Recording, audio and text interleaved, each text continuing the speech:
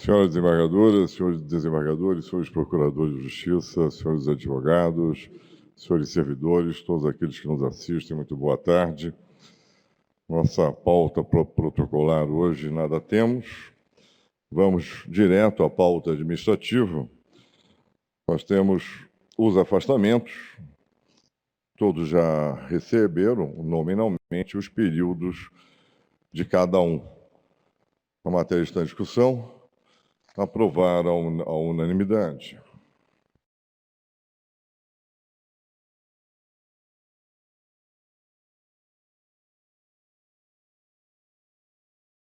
Vamos dar início à pauta judicial, começando pelos blocos de julgamento, com a indicação dos respectivos números de ordem.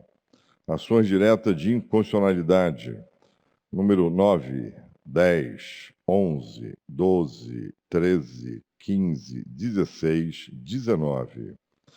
Embargos de declaração, 20, 21, 22, 23, 24, 25, 26, 27, 28, 29, 30. Mandados de segurança, 34 e 35. Agravos, 2 e 3. Conflitos de competência, 5, 6 e 7. Arguição de inconstitucionalidade, 32. Representação criminal, 36.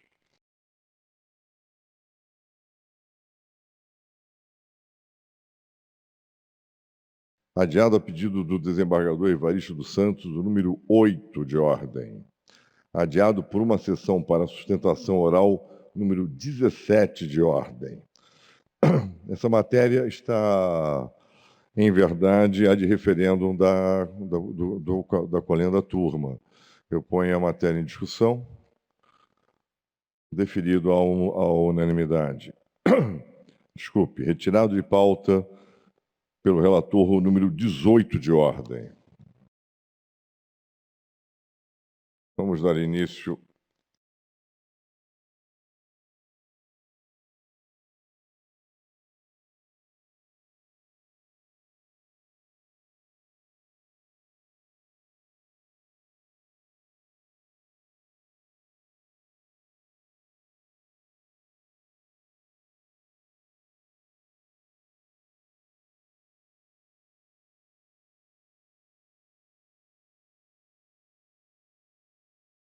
primeira preferência, é o número 4 de ordem, é um conflito de competência civil em que é relator, Sua Excelência o desembargador Décio Notaranges, com voto 33.719, que está com a palavra.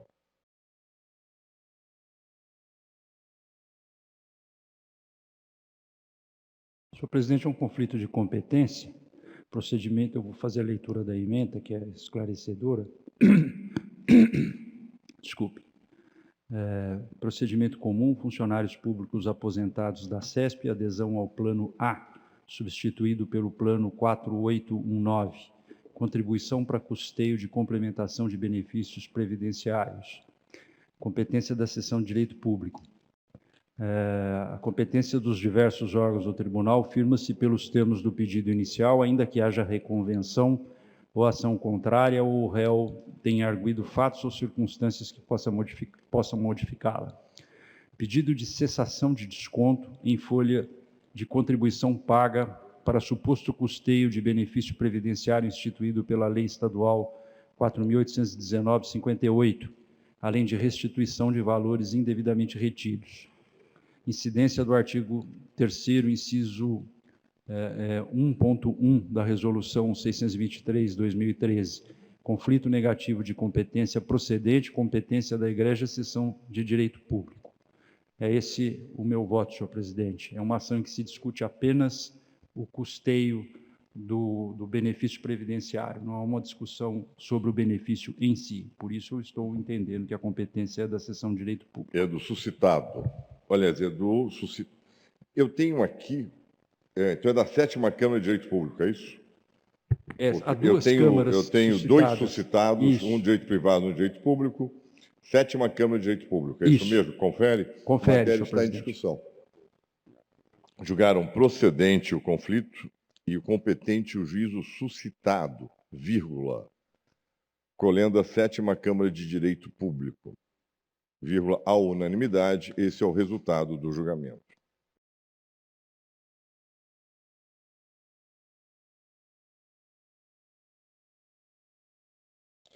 O próximo é o número 31 de ordem, são embargos de declaração. Eu sou o relator, é uma preferência simples. Embargo de declaração, acordo que, em julgamento de agravos regimentais, deu parcial provimento ao recurso do Ministério Público e negou o provimento ao recurso interposto pelo embargante, afastando a prescrição, quer da pretensão punitiva, quer da pretensão executória, restabelecendo em toto a condenação transitada em julgado. Alegação de contradição e obscuridade, artigo 619 do Código de Processo Penal, hipótese não configurada, embargo de declaração inadmissível, caráter infringente. Eu estou propondo a rejeição. A matéria está em discussão. Rejeitar os embargos à unanimidade.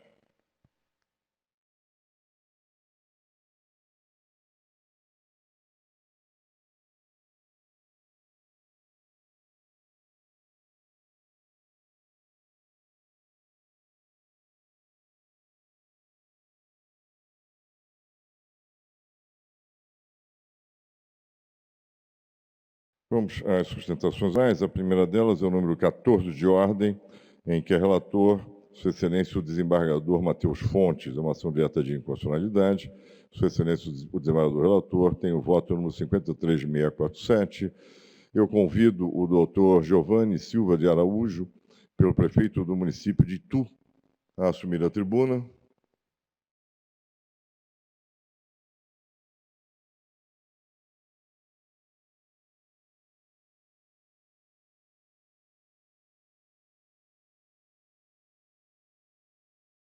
Doutor Giovanni, muito boa tarde.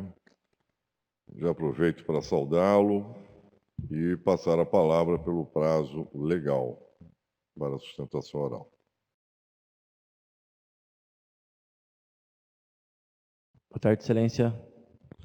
Excelentíssimo senhor doutor presidente do Tribunal de Justiça, excelentíssimo senhor Procurador-Geral de Justiça, excelentíssimo senhor desembargador relator e excelentíssimos senhores desembargadores que compõem o órgão especial. Boa tarde. A matéria trazida a julgamento é uma ação direta de inconstitucionalidade que visa declarar inconstitucional expressões e artigos contidos na lei municipal sobre cargos em comissão.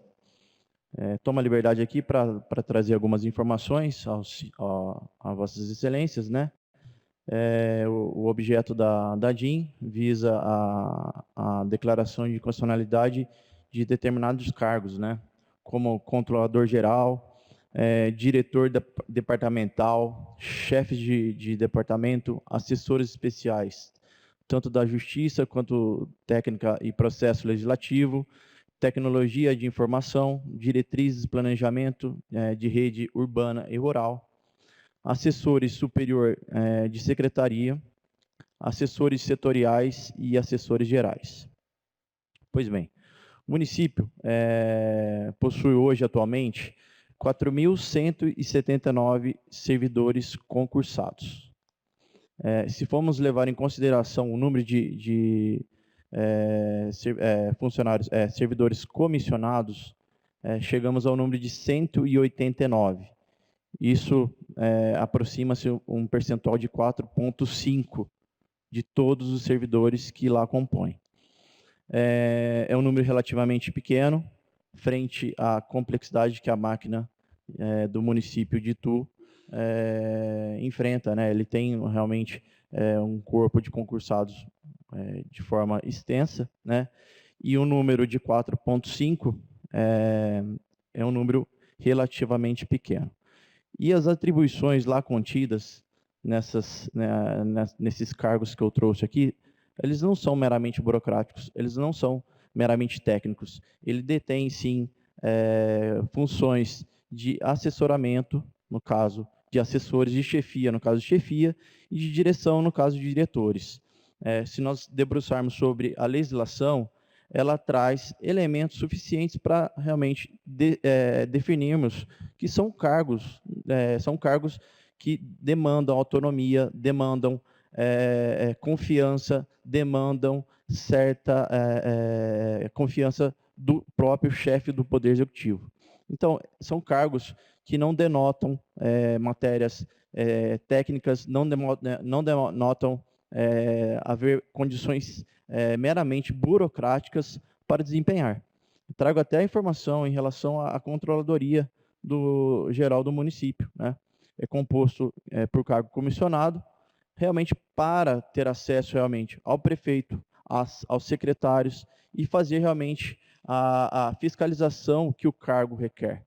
Então, esse cargo também ele deve ser considerado como comissionado e não a título de concurso, né?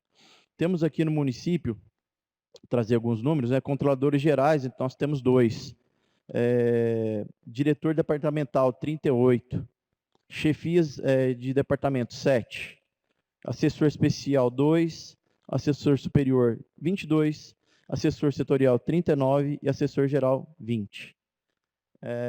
Logo, excelências, venho aqui pugnar pela declaração de constitucionalidade da lei em vigência, né?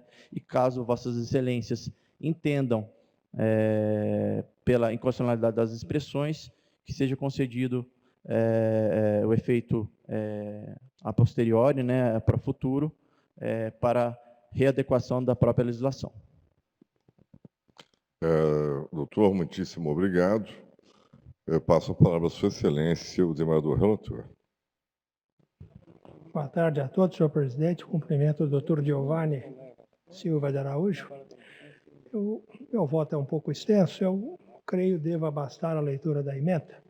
Ação direta de inconstitucionalidade, preceitos constantes da Lei 2060, de janeiro de 2019, do município de Itu. Criação de cargos de provimento em comissão que não revelam plexos de direção, chefia e assessoramento, mas sim atribuições ora genéricas, ora burocráticas, ora técnicas e profissionais. Funções profissionais de suporte pedagógico direto à docência na educação básica, ofensa à regra do concurso público. Tecnicidade e profissionalidade das atividades ligadas ao controle interno. Advocacia pública, provimento restrito a servidores de carreira. Tema 1010 de repercussão geral. Violação dos artigos 35, 111, 115, incisos 2, 5 e 144 da Constituição do Estado. Precedentes deste órgão especial, Tribunal de Justiça de São Paulo. Ação procedente com modulação, estou dando aqui 180 dias, modulação a partir deste julgamento e ressalvada, do mesmo modo, a irrepetibilidade de valores percebidos de boa-fé. Então, eu julgo a ação procedente com modulação e ressalva. É o voto, senhor presidente. Sua Excelência, o desembargador relator julga procedente com modulação. Matéria está em discussão. Desembargador Décio Notarangeli. Senhor presidente, eu não tenho divergência, só uma dúvida minha. Normalmente nós temos modulado com 120 dias, né? Só por isso que eu queria só saber se... Caso a caso, eu tendo em vista o número de cargos expressivo, neste caso peculiar, eu estou dando 180 dias. Já dei também, mas como eu digo, é sempre caso a caso. Matéria está em discussão. Julgaram procedente com modulação e a unanimidade do seu resultado do julgamento. Muitíssimo obrigado. Próximo é o número 1 de ordem. É uma ação penal ordinária em que a relatora, Sua Excelência, a desembargadora Márcia Deladeia Baroni, que tem o voto 33992, sustentarão Suas Excelências, o subprocurador de Justiça, doutor Mário Antônio Campos Tebé, o doutor Pedro Luiz Bueno de Andrade, que convido a assumir a tribuna, pelo réu Rodrigo Gambelli Vieira, e a doutora Ana Carolina Moreira Santos, pela ré Josiane Patrícia Alvarenga, eu também convido a assumir a tribuna. Se me permitem, parece que é uma matéria que antecede o julgamento de mérito e diz respeito à competência. Então, se todos concordarem, Sua Excelência, o doutor procurador, Suas Excelências, senhores advogados, nós vamos apreciar primeiro esta parte, ou seja, a sustentação se cingiria a apenas esse ponto. E aí, se eu ultrapassar do ponto, eu volto de novo, dou a palavra novamente, para que tenhamos a apreciação de todas as demais matérias, inclusive a questão de fundo. Todos concordam? Doutor, concorda? Doutor?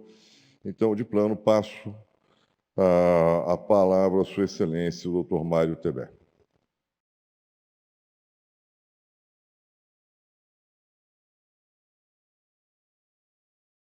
Senhor presidente, senhora desembargadora relatora, desembargadora Márcia Deladea Baroni, senhores desembargadores, integrantes desse colendo órgão especial, Wallace Paiva Martins, procurador, subprocurador-geral de Justiça, que comigo divide nessa bancada a representação do Procurador-Geral de Justiça, senhores advogados, doutores Pedro Luiz Bueno de Andrade, doutora Ana Carolina Moreira Santos, senhores advogados presentes, senhores defensores públicos, senhores servidores, os cumprimentos e a saudação do Ministério Público. Sucede o deputado estadual Rodrigo Gambale, denunciado perante esse órgão especial, ascendeu ao cargo de deputado federal e antes exercia o cargo de deputado estadual. Diante do entendimento firmado pelo Supremo Tribunal Federal na questão de ordem na ação penal 937, a competência e a atribuição do procurador para atuar nesses processos condiciona que os fatos tenham sido praticados no exercício do mandato e durante o seu exercício, concomitante com o mandato, com o exercício do mandato. No caso, isso não se dá, então é evidente que a competência desse tribunal, a juízo do Ministério Público, está cessada e a atribuição do seu Procurador-Geral de Justiça da mesma forma. O desentendimento se dá entre a pretensão dos acusados, de querer que o processo vá ao Supremo Tribunal Federal. A juízo do Ministério Público, os autos devem ir à primeira instância, porque não acontece a situação invocada de cruzamento de mandato. Isso se dá exclusivamente quando o foro por prerrogativa se estabelece no mesmo tribunal, ou seja, quando se passa de deputado federal a senador, cuja competência é do Supremo Tribunal Federal. No caso, a competência entre a Justiça Estadual do órgão especial para julgar deputado estadual e deputado federal, o Supremo, é diferente, portanto, não incide nas exceções fixadas na questão de ordem na ação penal. E, por essa razão, o Ministério Público entende que o processo deve ser encaminhado para a primeira instância.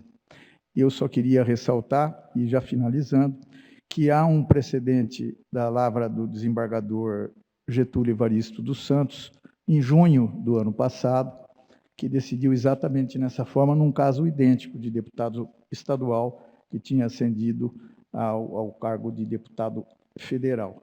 Isso se deu em junho do ano passado. Então, por essas razões, senhor presidente, senhora desembargadora relatora, senhores desembargadores, o Ministério Público entende que está cessada a competência desse tribunal para apreciação, mas o juízo a ser remetido é o de primeira instância e não o Supremo Tribunal Federal, como pretendem a ilustrada defesa dos acusados. Muitíssimo obrigado. Nós aqui agradecemos. Uma questão de cavalheirismo, doutor. Passar a palavra, em primeiro lugar, à doutora Ana Carolina. Muitíssimo senhor doutor desembargador-presidente desse egrégio Tribunal de Justiça do Estado de São Paulo, excelentíssimos senhores desembargadores integrantes desse órgão especial. Excelência, a defesa da acusada Josiane Patrícia somente se manifestará caso seja a questão da competência superada e mantida a competência desse egrégio tribunal. Portanto, eu passo a palavra, se Vossa Excelência me conceder essa honra, ao meu colega doutor Pedro, que fará a arguição a respeito dessa questão preliminar. Muito obrigada. Doutor Pedro, por gentileza. Senhor presidente, boa tarde, muito boa tarde. Ilustre desembargadora Márcia Baroni, doutora relatora, os excelentíssimos representantes do Ministério Público de São Paulo, saúdo vossas excelências também, demais presentes, advogados, serventuários, recebam todos o meu muito boa tarde.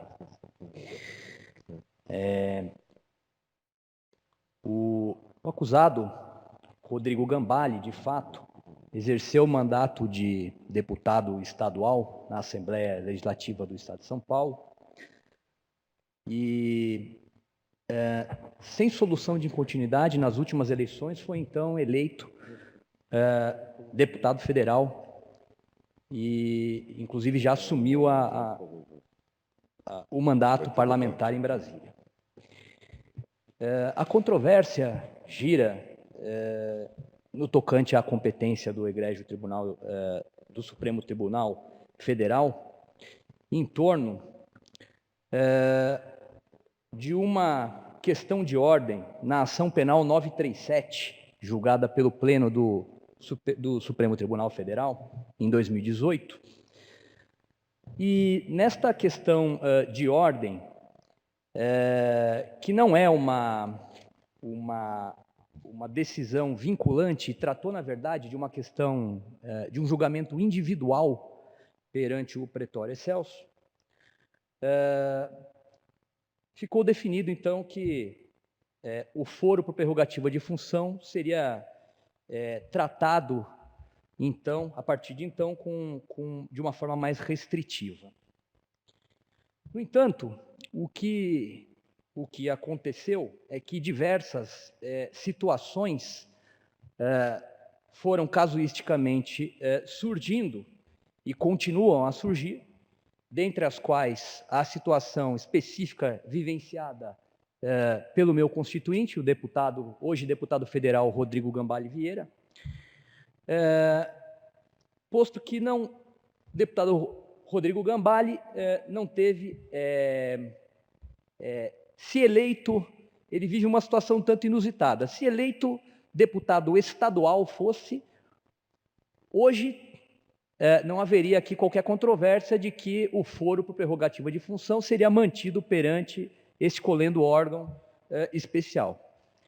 No entanto, eleito com uma margem ainda maior de votos, necessária para ocupar um assento na Câmara dos Deputados em Brasília, vê-se o agora deputado federal na inusitada situação, data máxima vênia, de ser eventualmente processado, se recebida a denúncia, e julgado por um juiz de primeiro grau. E peço vênia a vossas excelências para dizer que um membro do Congresso Nacional, o fato desse membro do Congresso Nacional ser julgado por um juiz de primeira instância, pode dar ensejo a uma série de questões e problemas e distorções que trazem muita preocupação, tem que trazer muita preocupação à sociedade como um todo e ao próprio sistema constitucional de equilíbrio dos poderes, relação entre os poderes, porque nessa situação de se remeter este processo, este feito, ainda uma investigação, pois denúncia não foi recebida.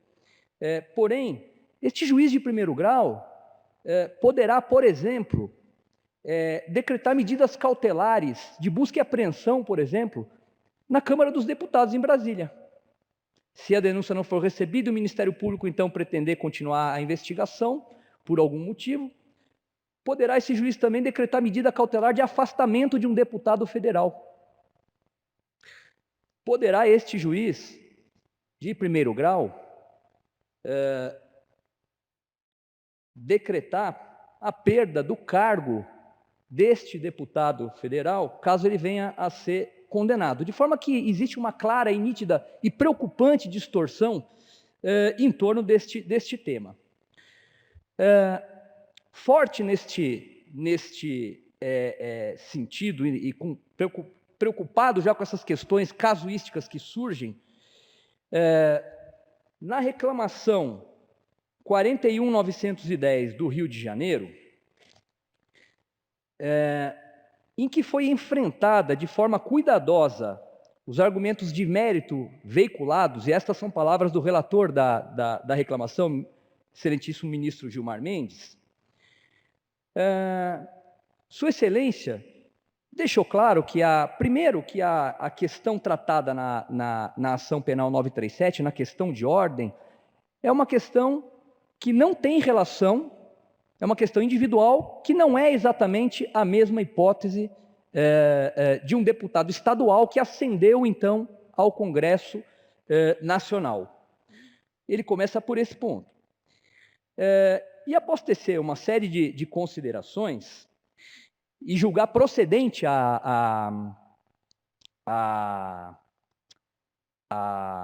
e julgar improcedente a reclamação, perdão, era uma reclamação do Ministério Público do Estado do Rio de Janeiro, e eu falo aqui a Vossas Excelências do conhecido caso do hoje senador Flávio Bolsonaro, que era deputado federal estadual no Rio de Janeiro, se tornou senador da República e o processo dele permaneceu lá no TJ do Rio de Janeiro. Então, o ministro Gilmar Mendes, eu vou pedir a Vossas Excelências para ler alguns trechos aqui. Depois de enfrentar aqui as questões, ele diz, eu peço vênia para abrir aspas e dizer as palavras do ministro. A partir dessas discussões que problematizam a decisão proferida na AP 937-QO, não é possível afirmar que existe, de fato, estrita aderência entre a decisão paradigma e a decisão reclamada, já que, como bem apontado pelo TJ do Rio de Janeiro, não há uma definição precisa, vejam, não há definição precisa na AP 937-QO para a situação do caso concreto. 2 pontos. Troca de Casa Legislativa Estadual da Alerj pelo Senado Federal sem interrupção de tempo. Exatamente a hipótese dos autos, com a diferença que não é o Senado, é a Câmara dos Deputados, a Casa Legislativa que hoje, então, trabalha o deputado Rodrigo Gambale. E continua o ministro Gilmar Mendes. São justamente pontos cegos deste tipo que corroboram a tese de que a decisão na AP 937 trouxe mais desacertos que acertos. De todo modo, não é possível extrair do paradigma indicado um direcionamento que se repute violado pela decisão reclamada. No mesmo sentido, o ministro Ricardo Lewandowski, que observa, abro aspas, o julgamento da QOAP 937, para além de não ter caráter vinculante, jamais se ocupou de parlamentares eleitos de maneira ininterrupta para casas legislativas diversas.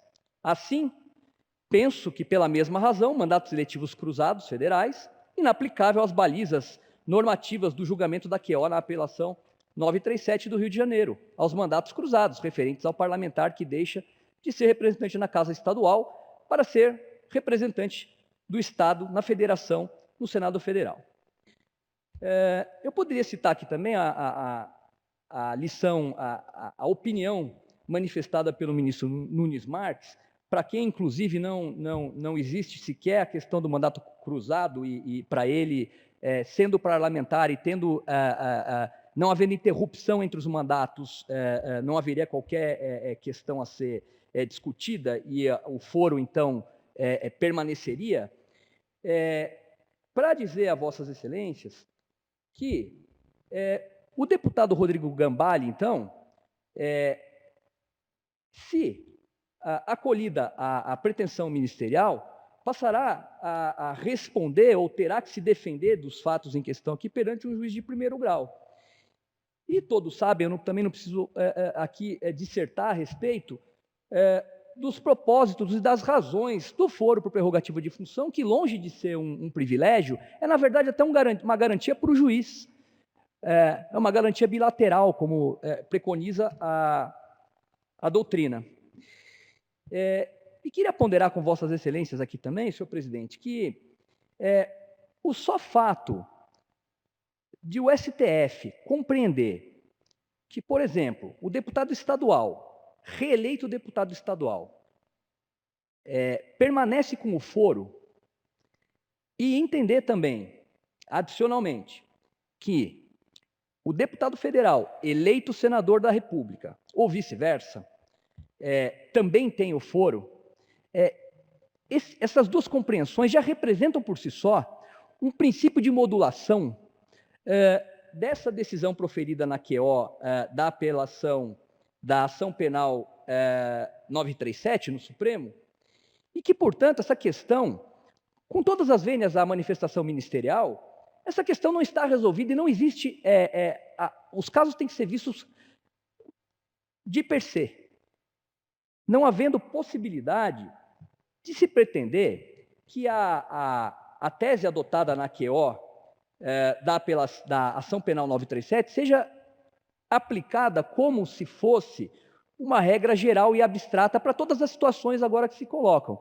Na verdade, como bem disse o ministro Gilmar Mendes, mais problemas surgiram e a questão eventualmente terá que ser repensada no Supremo Tribunal Federal. Eu termino, então, senhor presidente, pedindo que os autos sejam remetidos para a superior instância, para o Supremo Tribunal Federal, que poderá, inclusive, se não entender, se não se der por competente para julgar, apreciar essas questões aqui deste nosso processo, poderá, então, encaminhar para a primeira instância ou, eventualmente, até devolver ao Tribunal de Justiça para que o caso aqui permaneça da maneira como aconteceu no Rio de Janeiro, onde permanece o caso do hoje senador e ex-deputado estadual Flávio Bolsonaro. Eu agradeço a atenção de Vossas Excelências e desejo bom trabalho a todos. Nós aqui agradecemos. Só informar o senhor que o seu tempo restante, eventualmente, é de 3 minutos e 19 segundos. Com a palavra, Sua Excelência, a desembargadora relatora. Muito obrigada, senhor presidente. Boa tarde a todos. Cumprimento os advogados, como membro do Ministério Público, que aqui representa o Procurador-Geral. Senhor presidente, eu vou fazer a leitura da ementa, que entendo seja suficiente para expressar o meu posicionamento.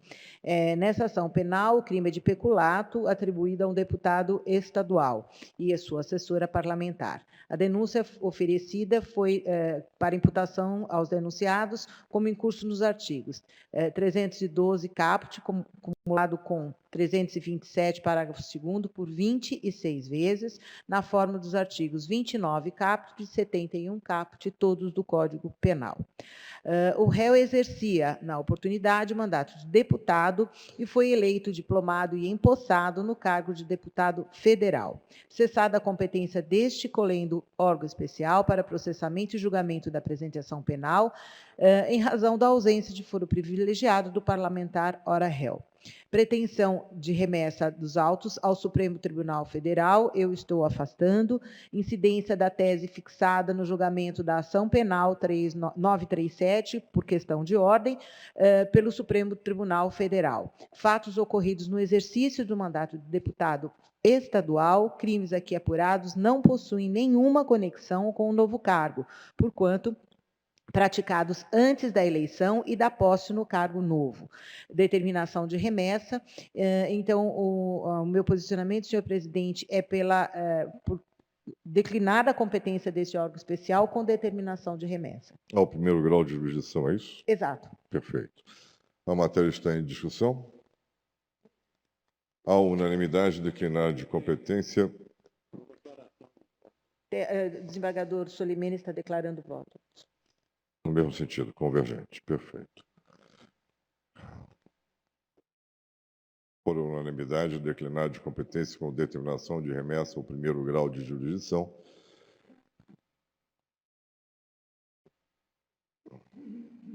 Declarando voto convergente, desembargador Constable Solimene.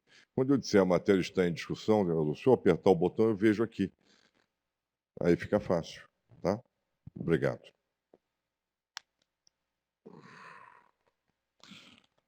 O próximo é o número 37 de ordem, é uma revisão criminal em que relator, Sua Excelência, o desembargador Viana Cotrim, com voto 49.976, e revisor, Sua Excelência, o desembargador Fábio Gouveia, com voto 50.551.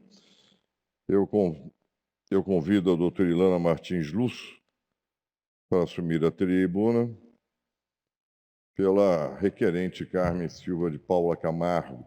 Sua Excelência, o senhor subprocurador também se inscreveu à sustentação oral, de tal sorte que eu passo de plano a palavra. É uma revisão.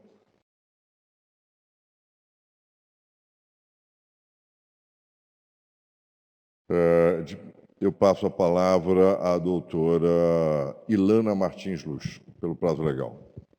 15 minutos. Bom, boa tarde, Excelência, excelentíssimo senhor presidente, excelentíssimo senhor relator, senhores desembargadores, douta Procuradoria de Justiça, demais presentes, nobres colegas, boa tarde.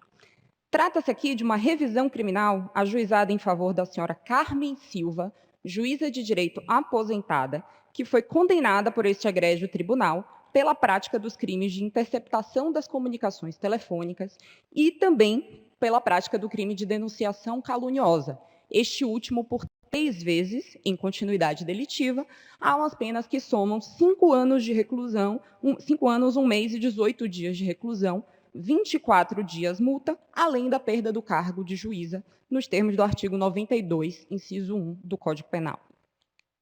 Senhor presidente, senhores desembargadores, eu prometo que serei breve em expor as razões que a defesa entende que esta revisão deve ser provida e deve ser proclamada a absolvição da senhora Carmen. Em primeiro lugar, trata-se aqui de um processo findo. Já há trânsito em julgado da condenação, o que autoriza a discussão em sede de revisão criminal. Mas, para além disso, no entendimento da defesa, essa decisão contraria a prova dos autos, o que também autoriza a revisão criminal nos termos do artigo 621, inciso 1 do Código de Processo Penal.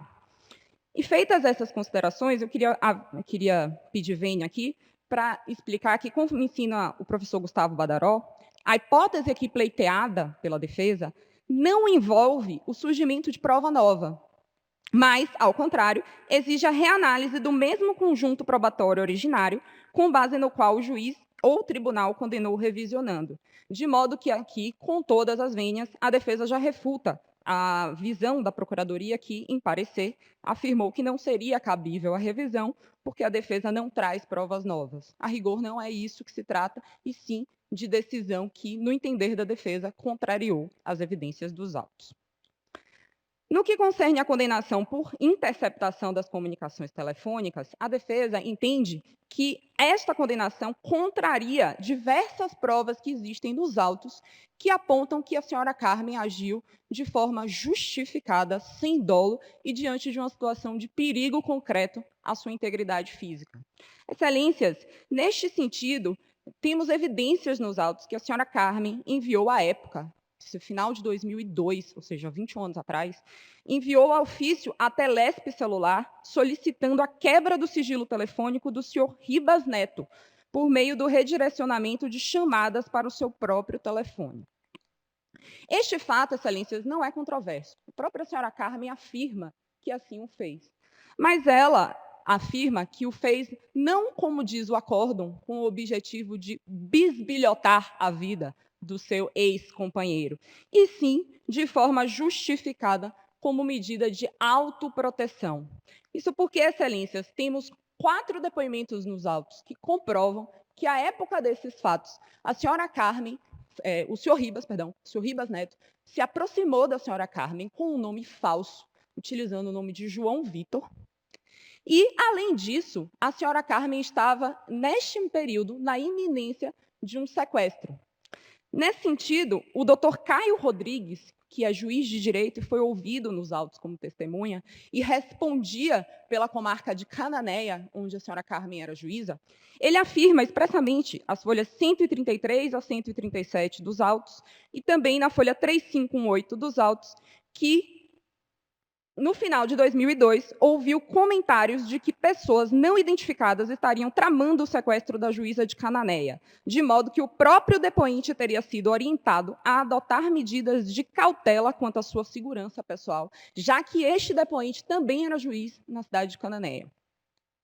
O doutor Sérgio Neves Coelho, que então procurador de justiça da Procuradoria de Interesses Difusos e Coletivos, também afirma, as folhas 3925 e seguintes, que foi informado que a senhora Carmen estava sofrendo ameaças de violência, de modo que deveria adotar medidas de cuidado e segurança de seus filhos menores. A juíza de direito, doutora Gisele Castro, também ouvida na qualidade de testemunha de acusação, afirmou que o delegado local lhe telefonou à época destes fatos, relatando a ameaça de sequestro da senhora Carmen.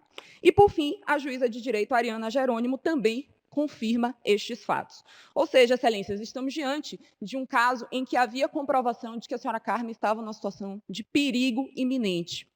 Para além disso, a senhora Carmen se envolveu com essa pessoa de nome Ribas Neto, que originalmente se apresentou a ela com o nome de João Vitor. E assim o fez para esconder a sua identidade, porque, a rigor, o senhor Ribas Neto é filho do senhor Ribas Filho, que tinha 2 processos sob julgamento na comarca de Cananéia. E, obviamente, se ele declinasse o nome verdadeiro dele, seria muito óbvio que havia processos da senhora Carmen sob jurisdição em relação a este caso.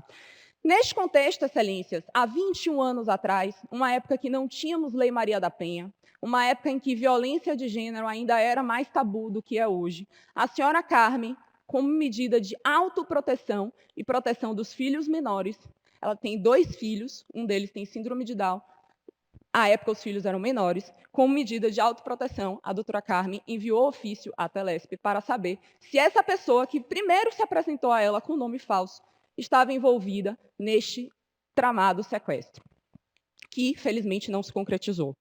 Então, o que a defesa aponta é que a condenação se deu exclusivamente, excelência, com base na tipicidade objetiva da conduta, que não é negada. A senhora Carmen confessa isso. Mas aqui temos elementos que afastam o dolo. Não havia interesse de bisbilhotar, não havia interesse de ferir a privacidade, mas sim o interesse de autoproteção da acusada. Estes elementos são ignorados e, excelência, sabemos todos, vossas excelências muito mais que eu, inclusive, que o crime é um fato típico, ilícito e culpável. E qualquer elemento que afaste tanto a tipicidade dolosa quanto a ilicitude da conduta é um elemento que deve ser levado em consideração para a inocência do acusado. Em relação à condenação por denunciação caluniosa, consta dos autos que a senhora Carmen determinou a instauração, por notícia-crime, de 3 procedimentos de investigação contra o senhor Ribas Neto. Um de tentativa de homicídio, outro de tentativa de estupro e outro de agressão. Estes 3 procedimentos, infelizmente, foram arquivados, algo que, infelizmente, também acontece muito em casos de violência de gênero, porque em muitos deles, que não se dão em praça pública, nós temos apenas a palavra da vítima para sustentar as acusações. E nesses casos, excelência, em que os procedimentos foram arquivados não por ausência de não por ausência de autoria, não por negativa do fato, mas simplesmente em obediência ao princípio da presunção de inocência, ainda assim a condenação por denunciação caluniosa foi realizada. E, no entender da defesa, não há elementos nos autos que sustentem o dolo específico da acusada em relação a estes fatos, porque também sabemos todos que o crime de denunciação caluniosa exige, para a sua configuração, o dolo específico, quando a gente sabe que a pessoa é inocente e ainda assim instaura estes procedimentos. E eu queria aqui, já me encaminhando para o final, eu queria aqui frisar que a prova dos autos ela também ignora um depoimento que, para mim, é muito marcante, que é o depoimento do médico que atendeu a senhora Carmen. Ela quebrou várias costelas, ela ficou muito tempo necessitando de atendimento médico. E esse médico, as folhas 3913 e 3917 dos autos, ele fala o seguinte, que achou estranho que a revisionanda sempre comparecesse às consultas acompanhadas do senhor Ribas, porque, abro aspas e peço vênia para ler, uma mulher, entra no consultório falando que caiu da escada e a pessoa que está acompanhando não quer deixar a pessoa sozinha, geralmente, quando eu tenho um pouco mais de liberdade, eu peço para o acompanhante aguardar, porque aí a gente consegue colher uma história melhor. Mas ele quis entrar e eu não sou imperativo de falar, o senhor não vai entrar, porque pode ser caso de vítima de agressão. Esse depoimento, para mim, é bem emblemático, no sentido de que a senhora Carmen não poderia ter sido condenada por denunciação caluniosa. Por fim, excelências, e aqui prometo, já finalizando, eu gostaria de mostrar, e peço até vênia, pela minha exaltação aqui nessa sustentação, mas é que esse caso realmente ele me traz profunda indignação enquanto mulher e advogada, porque o acórdão condenatório ele é recheado de expressões machistas, misóginas, sem trazer qualquer elemento de prova. Todas as expressões misóginas usadas no acórdão não tem uma folha de referência a isso. E o acórdão fala, excelências, que a senhora Carmen assim agiu em razão de conflituoso rompimento do seu relacionamento amoroso, ou que teria realizado interceptação por mera bisbilhotice da vida do seu então namorado, e que tinha personalidade voltada a atos de vingança. Nada disso trazendo qualquer folha que ampare estas conclusões. Com todo respeito, excelências, esse acórdão nada mais faz do que reproduzir o estereótipo da mulher que é ciumenta, violenta e, ainda por cima, merece aí repressão da sociedade.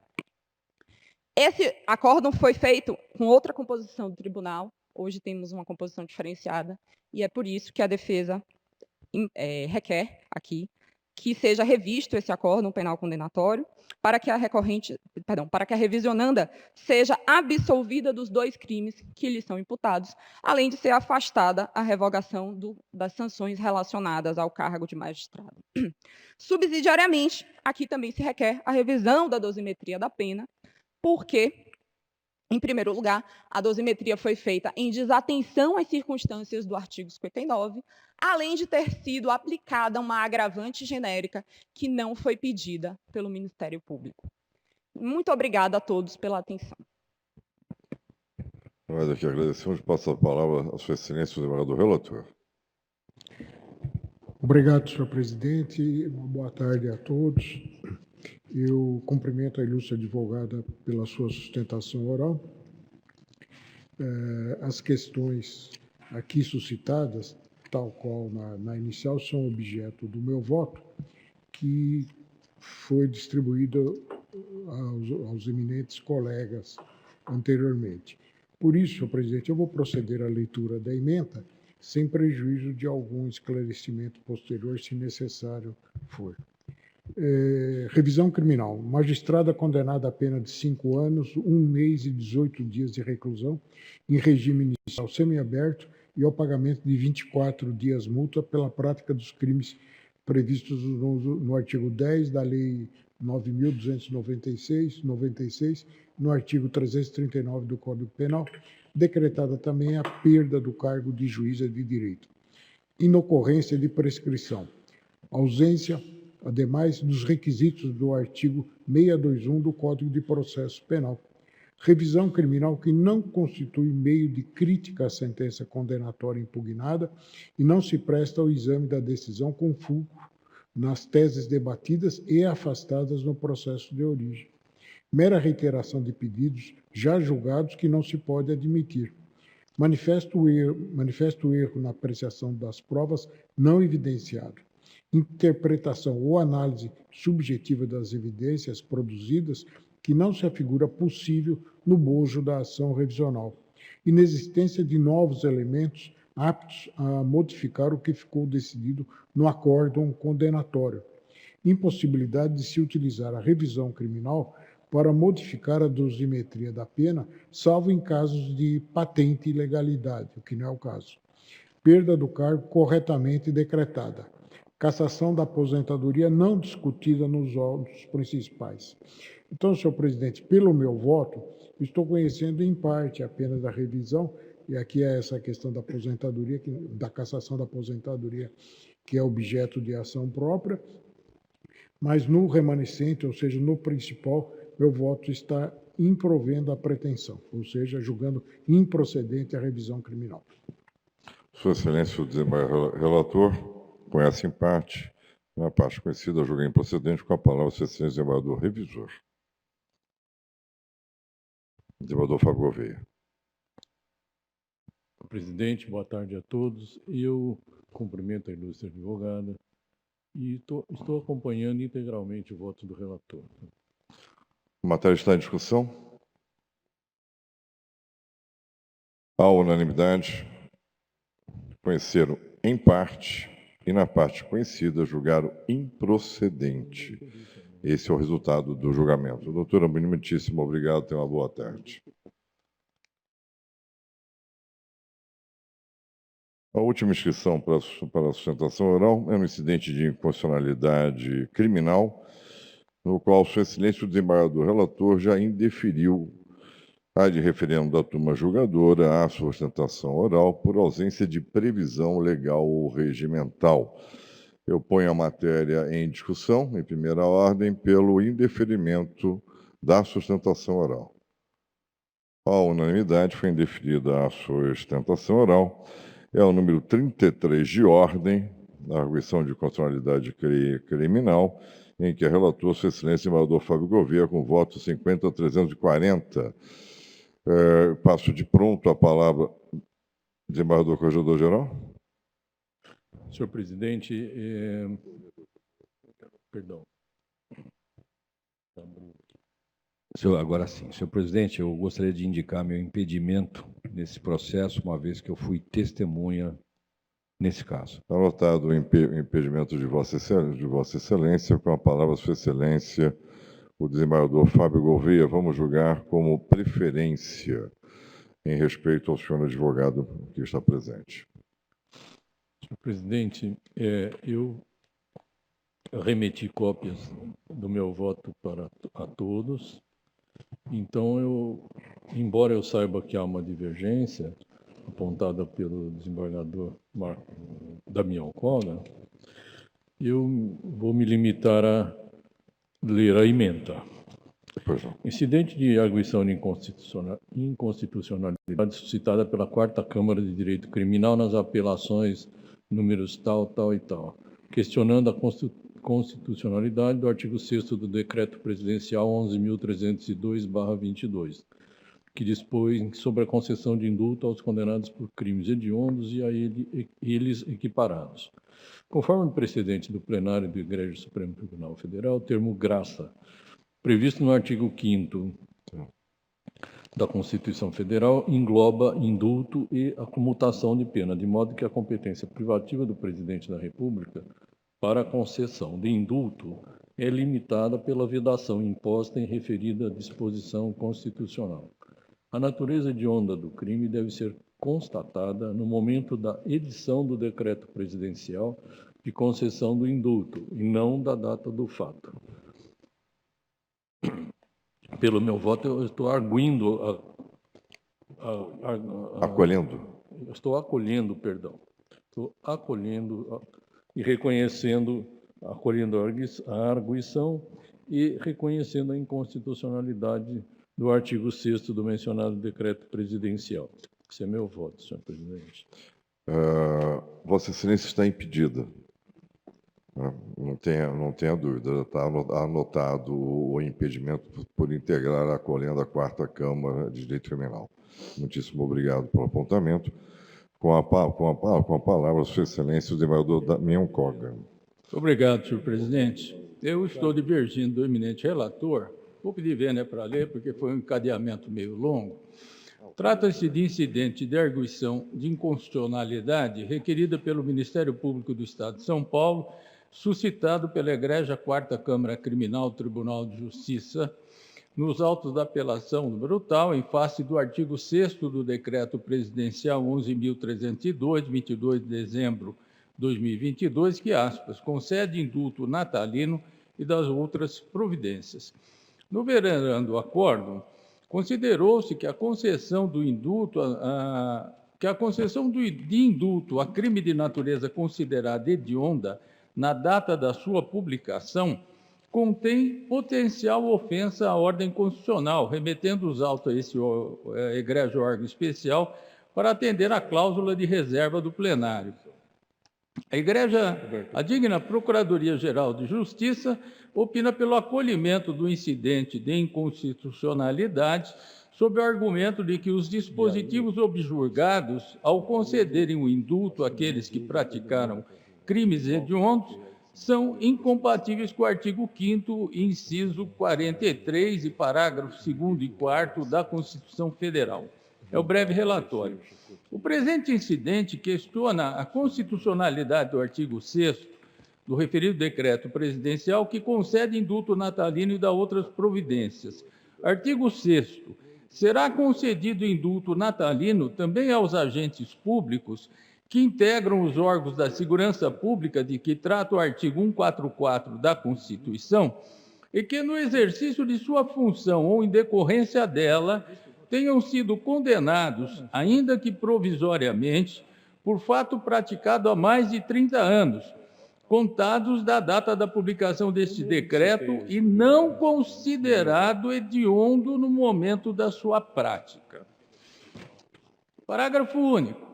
O disposto no caput aplica-se ainda às pessoas que, no momento do fato, integravam os órgãos de segurança pública de que trata o artigo 144 da Constituição na qualidade de agentes públicos. Artigo 7º. O indulto natalino concedido nos termos do disposto neste decreto não abrange os crimes: 2. Praticados mediante grave ameaça ou violência contra a pessoa. A segunda parte não interessa. 3. A vedação constante no inciso 2 deste artigo não se aplica na hipótese prevista no artigo 6º. De acordo com o artigo 84, inciso 12º da Constituição Federal, é ato privativo do presidente da República a concessão do indulto. Compete privativamente ao presidente. 12. Conceder indulto e comutar penas com audiência, se necessário, dos órgãos instituídos em lei. Divirjo do eminente relator para entender que o decreto de concessão de indulto, ora em discussão, é legal e se encontra dentro da esfera de atribuição do excelentíssimo senhor presidente da República.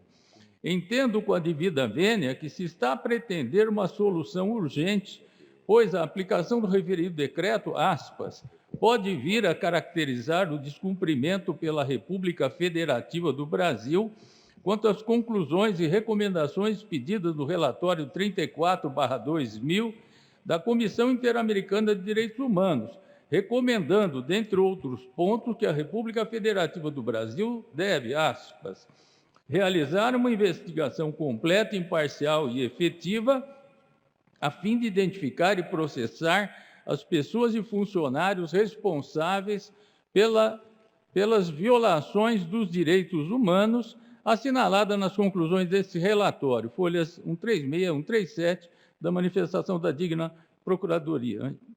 Com a devida vênia, o Estado de São Paulo tomou todas as providências sugeridas no relatório da referida Comissão Interamericana de Direitos Humanos, instaurando investigações que foram acompanhadas desde o início pelo Ministério Público, havendo denúncia e julgamento pelo Tribunal do Júri.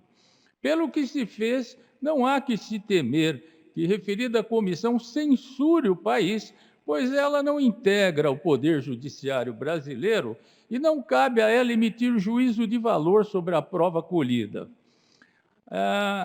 Aqui eu queria só fazer uma anotação para quem não conhece o processo, porque eu despachei o recurso especial.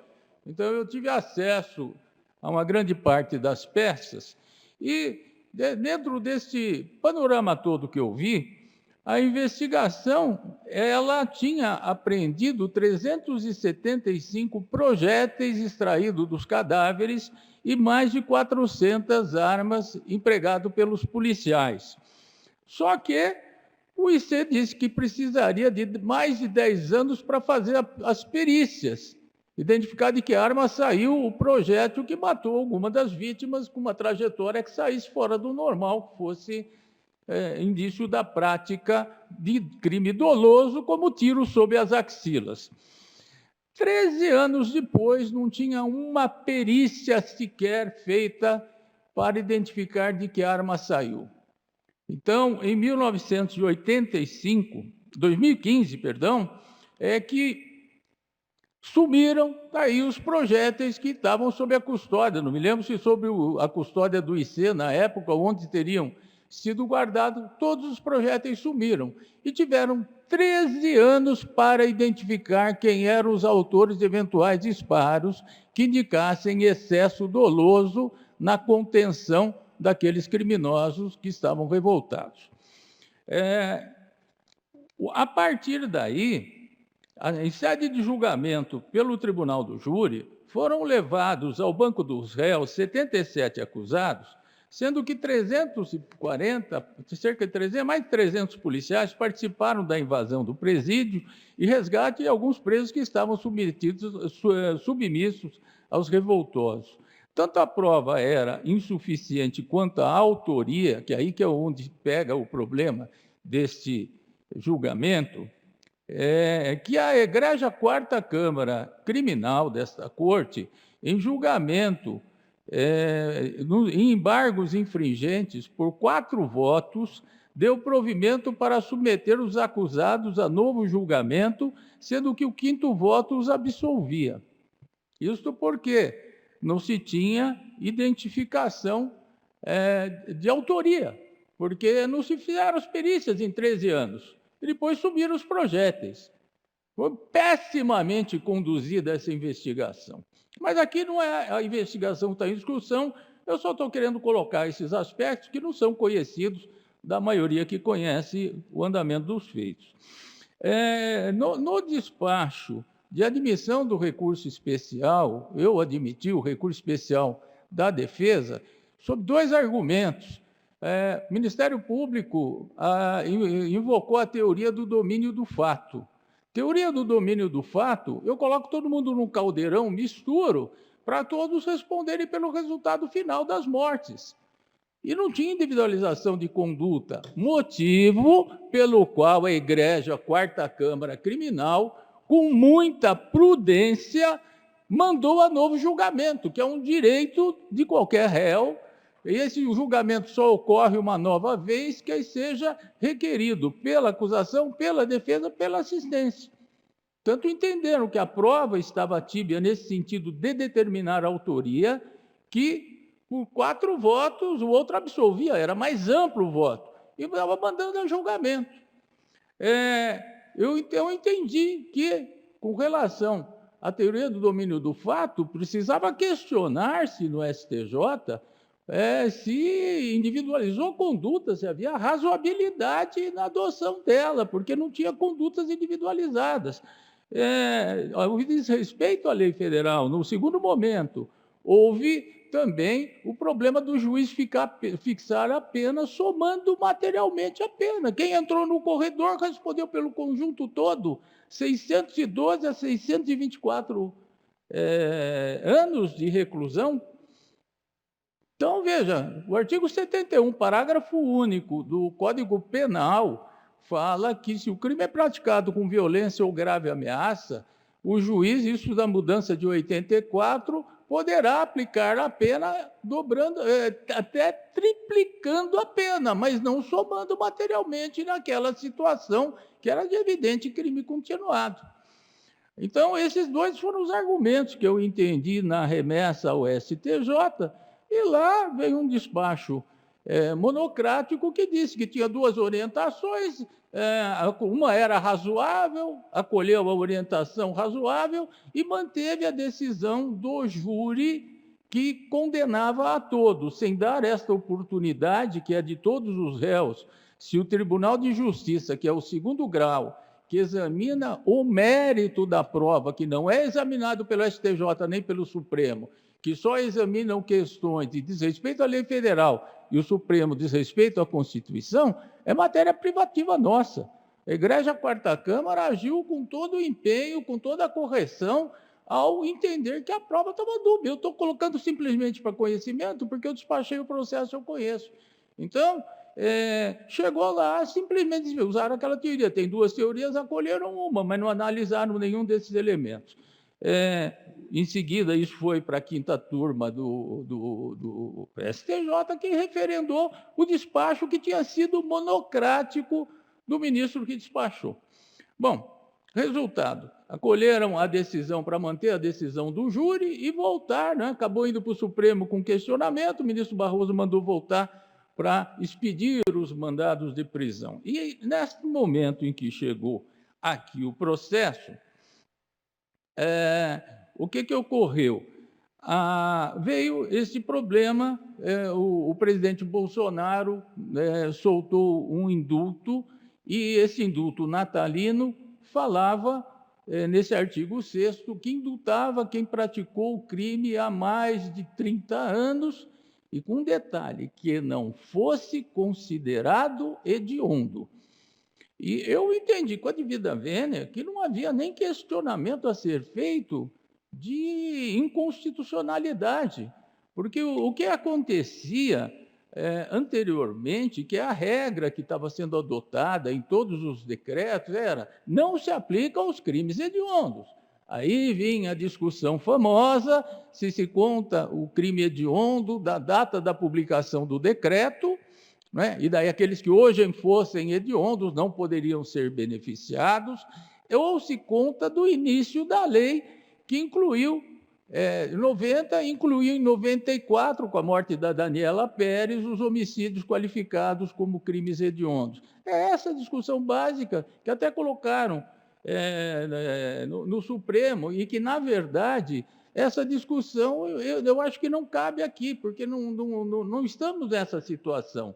Aqui é diferente a situação. Com um pouquinho mais de acuidade, eu acho que se chega lá. Porque parece-nos que é um equívoco na interpretação de que o decreto presidencial incluiu crimes hediondos na anistia. Basta-se ver que o artigo 6º menciona aos agentes públicos que tenham sido condenados, ainda que provisoriamente, por fato praticado há mais de 30 anos, contados da data da publicação do decreto, e não considerado hediondo no momento da sua prática. Ele só não poderia colocar crimes hediondos.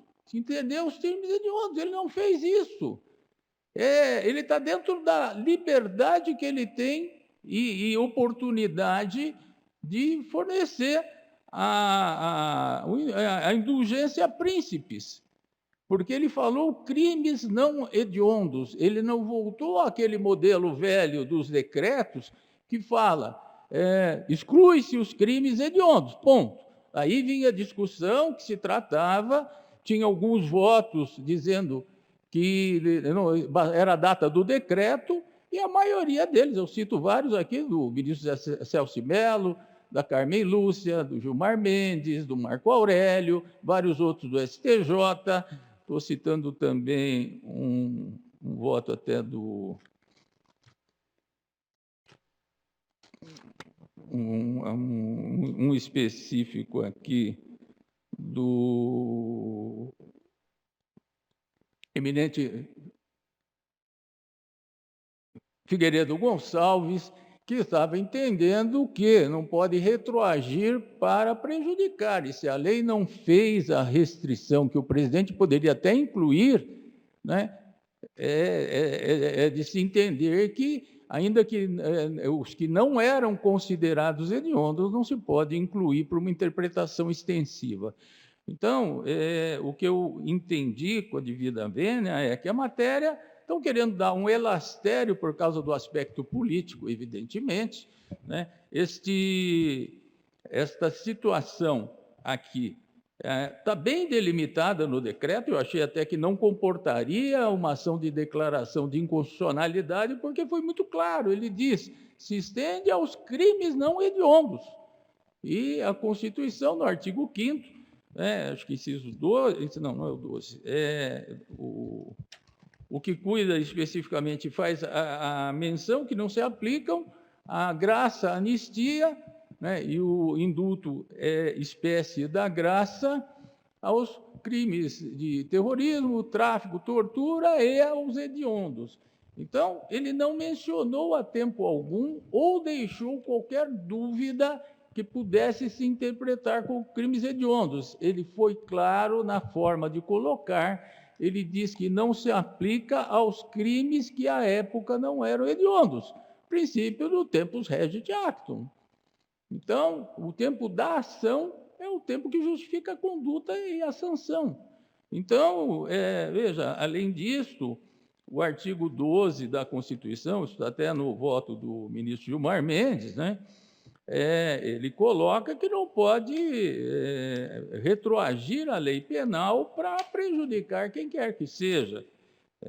Então, na verdade, eu interpretei isso aqui, para mim não era nem matéria a chegar no ponto de arguir inconstitucionalidade, porque o decreto é claro, não se aplica a crimes cometidos há mais de 31 anos e que não eram hediondos. Ele usou o termo que a lei permite. Eu não posso querer extrair da boca dele, do decreto, fazer uma interpretação em malamparte para dizer que se os crimes hoje podem ser hediondos, não aplica. Não, ele não falou nada de crime hediondo, ele crimes que não eram hediondos. Então, dentro disso, senhor presidente, o voto é longo, eu não vou ler, eu estou rejeitando o presente incidente para declarar a inconstitucionalidade do artigo 6 caput, parágrafo único, e artigo 7º caput, inciso 2 e parágrafo 3º do Decreto Presidencial 11.302/2022, devendo os autos retornar à Egrégia Quarta Câmara Criminal para a conclusão do julgamento. Desembargador relator acolhe, Sua Excelência, senador Damião Koga, rejeita. A matéria está em discussão. Desembargador Costabile Solimene. Está com a palavra. Vista.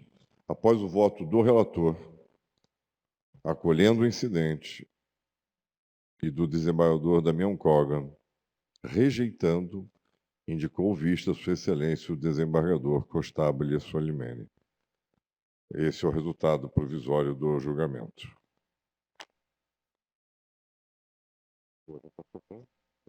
Passo a palavra a Sua Excelência, senhor vice-presidente, e a presidência da sessão. Muito obrigado, senhor presidente. Cumprimento todos os integrantes deste colendo órgão especial. Vamos julgar o número 40 da pauta, é um mandado de segurança. Relator, desembargador Damião Koga. A quem concedo a palavra. Um minutinho só, senhor presidente. Perdão. Vou achar aqui meu voto.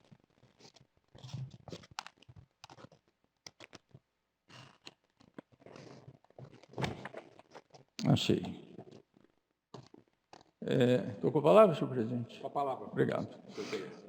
Eu vou ler a emenda, se houver alguma necessidade, eu leio o restante.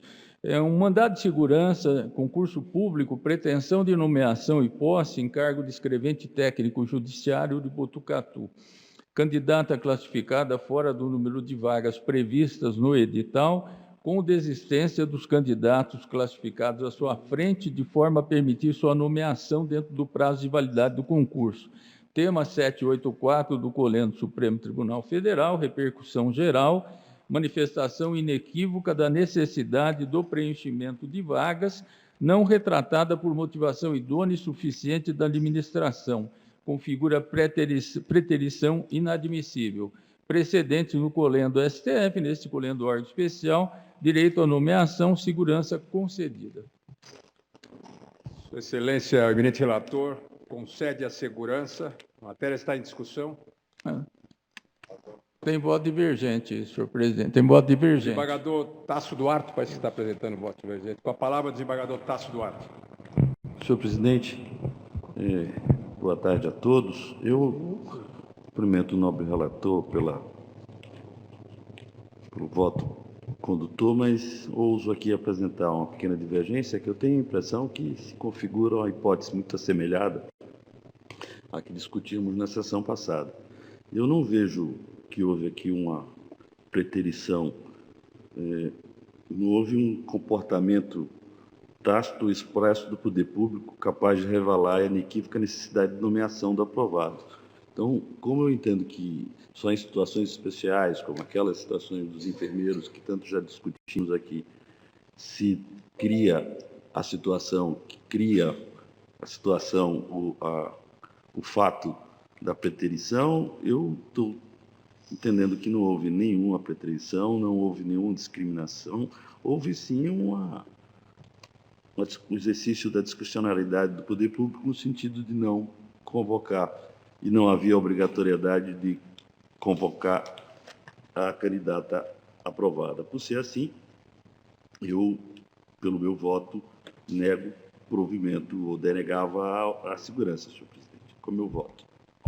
Desembargador Tasso Duarte denega a segurança. A matéria está em discussão. Eu vou colher os votos, então, relator e divergência. Eu acompanho o relator. Desembargador Fernando Torres Garcia, como vota? Senhor presidente, acompanhando o entendimento que eu manifestei no dia 15 de março, na sessão do último dia 15 de março, eu estou acompanhando a divergência, senhor presidente. Desembargador Xavier de Aquino. Com a divergência. Desembargador Evaristo dos Santos. Data Vênia, acompanho a divergência. Desembargador Francisco Cascone. Senhor presidente, também acompanho a divergência. Desembargador Ademir Benedito. Presidente, acompanho o relator. Desembargador Campos Melo. Data Vênia, eu vou acompanhar a divergência. Desembargador Viana Cotrim. Data Vênia com a divergência. Desembargador Fábio Gouveia. Data Vênia com a divergência, senhor presidente. Desembargador Matheus Fontes. Também peço vênia ao eminente relator para acompanhar a manifestação divergente. Desembargador Haroldo Viotti. Também com a dívida vênia com a divergência, senhor presidente. Desembargador James Ciano. Divergência, presidente. Desembargador Constabile Solimene. Divergência. Desembargador Luciana Bresciani. Senhor vice-presidente, no exercício da presidência, acompanho o voto do eminente desembargador relator. Desembargador Luiz Fernando Nisch. Com a divergência. Desembargador Décio Notarangeli. Acompanho a divergência data vênia, senhor presidente. Desembargador Jabas Gomes. Divergência data vênia, senhor presidente. Desembargadora Márcia Baroni. Com a divergência. Desembargador Tasso Duarte já votou. Desembargador Silvia Rocha. Com a divergência, senhor vice-presidente. Desembargador Figueiredo Gonçalves. Com a divergência. Desembargador Evaldo Schaibe. Com a divergência. Desembargador Camilo Leles. Com o relator, senhor presidente. Então, resultado do julgamento, por maioria, denegaram a ordem. Acordam com o desembargador Tasso Duarte, fará declaração de voto o desembargador Damião Koga. Retorno a palavra ao eminente presidente desta Corte. Muitíssimo obrigado, senhor vice-presidente. Vamos dar continuidade. Próximo, número 38 de ordem. Relação direta de inconstitucionalidade, em que relator Sua Excelência Desembargador Ademir Benedito, que ainda não proferiu voto, toca a palavra. 38 de ordem. Senhor presidente, que uma ação direta de inconstitucionalidade, Lei 2.615, de 26 de março de 2015, do município de Tanabi, legislação esta de iniciativa parlamentar que dispõe sobre restrições similares às da lei da ficha limpa, que eu entendo possível perante o ordenamento constitucional estadual, não apontando vício no processo legislativo ou de ofensa à Constituição. E por esse motivo estou julgando a ação improcedente e distribuí o voto a todos. Acredito que a emenda é suficiente, mas estou à disposição para qualquer esclarecimento. Pois não. Com a palavra, Sua Excelência Desembargador Evaristo dos Santos. Senhor presidente, nobres colegas, procuradores, advogados, funcionários do tribunal. Com a devida vênia, senhor presidente, eu estou divergindo. A matéria não é nova. Já o 39 de pauta, enfrentamos uma questão muito semelhante à que temos no caso. Eu quero lembrar que sempre existe um fundamento data máxima vênia, no meu ver, que legitime a colocação que faço nesses casos, em que o princípio da legalidade, na medida em que limita a utilização de outras circunstâncias não previstas em lei, não deveria estar amarrada numa questão definida por um dispositivo legal municipal específico, o que inviabilizaria o reconhecimento de outras hipóteses em questões diversas. Eu fiz um voto divergente, encaminhei aos nobres colegas, fiz uma emenda, mas eu acho que o assunto principal é exatamente esse. Eu estou data máxima mínima, julgando procedente a ação em discordância, contanto, com o ilustre relator. É como voto, senhor presidente. O desembargador relator julga improcedente, o desembargador Evaristo Santos julga procedente. A matéria está em discussão. Nós já julgamos matéria idêntica há pouco. Não havendo discussão, eu vou colher os votos.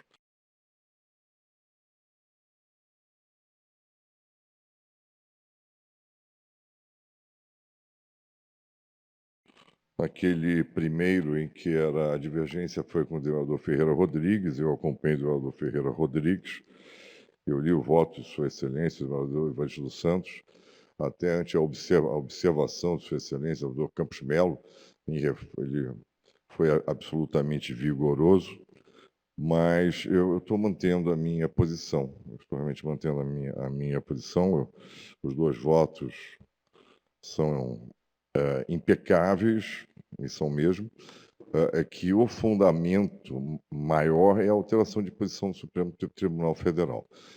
Muito embora, repito, a observação feita pelo desembargador Campos Melo, naquele momento, eu tenha repensado, é complicado.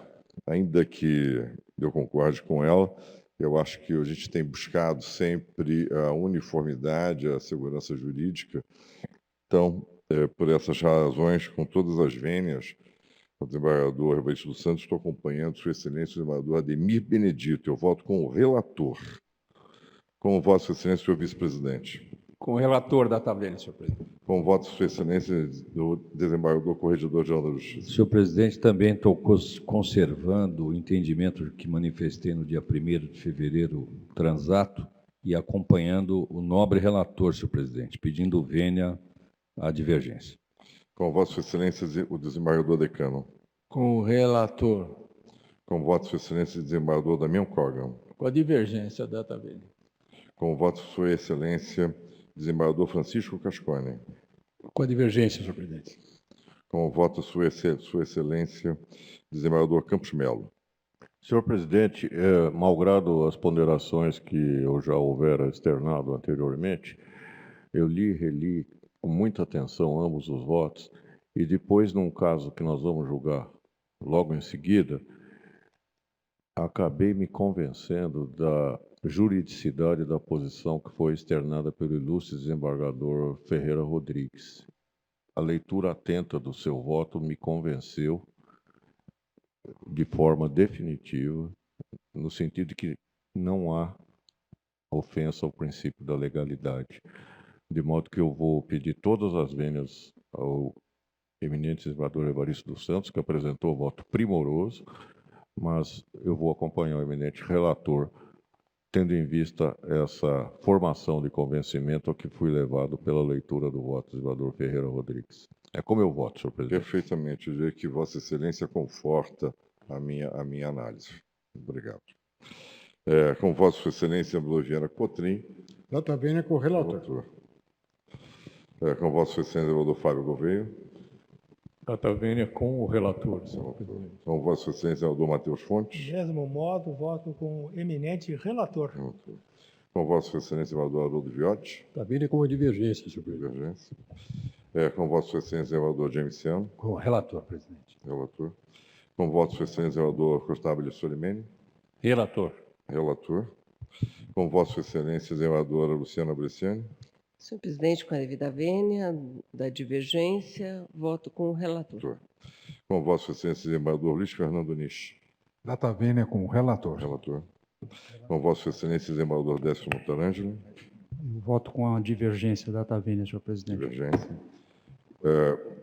Com Vossa Excelência, desembargador Jarbas Gomes. Presidente, pedindo licença ao eminente desembargador Evaristo dos Santos, eu estou acompanhando o relator. Até porque no outro, Vossa Excelência declara voto convergente.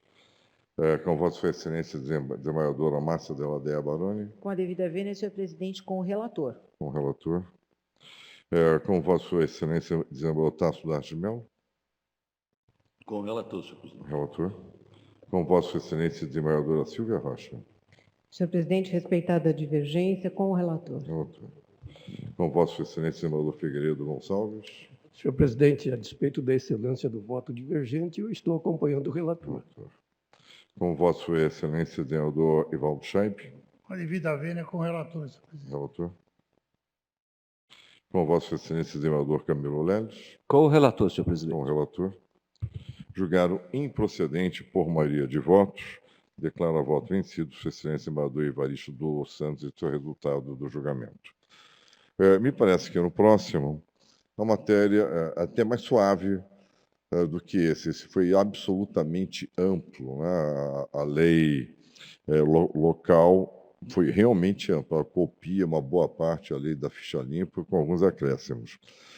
Eu pergunto à Sua Excelência, desembargador Viana Cotrim, desembargador Evaristo dos Santos, Jarbas Gomes, em especial aos três e a todos os demais, se nós podemos repetir o resultado do julgamento. Não há objeção? Então, por maioria de votos, julgaram improcedente, declara voto convergente o desembargador Jarbas Gomes e declara voto vencido Sua Excelência o desembargador Evaristo dos Santos. Eu queria, na oportunidade, pedir desculpas à Sua Excelência, desembargador Costábil Solimene, porque eu não havia visto que Sua Excelência havia declarado voto convergente. Então, eu peço desculpa, eu já deveria ter, na hora de digitar a súmula, ter apontado o voto convergente. Eu não sei porque você está pedindo desculpas. Eu tenho um apreço, um carinho, um afeto por Vossa Excelência que está muito acima disso. Além do que, Vossa Excelência é presidente. Então, de uma forma ou de outra, eu fiz o que eu deveria ter, o que deveria fazer agora. Por favor, aceite as minhas escusas e todos os demais. No mais, eu declaro encerrada a sessão, agradecendo a Suas Excelências, os senhores desembargadores, o Procurador de Justiça, advogados, servidores, todos aqueles que nos assistem. Passo a palavra, antes, a Sua Excelência, o desembargador Campos Melo. Senhor presidente, apenas para agradecer a muito célere e serena condução dos trabalhos. Muitíssimo obrigado. Declaro encerrada a sessão.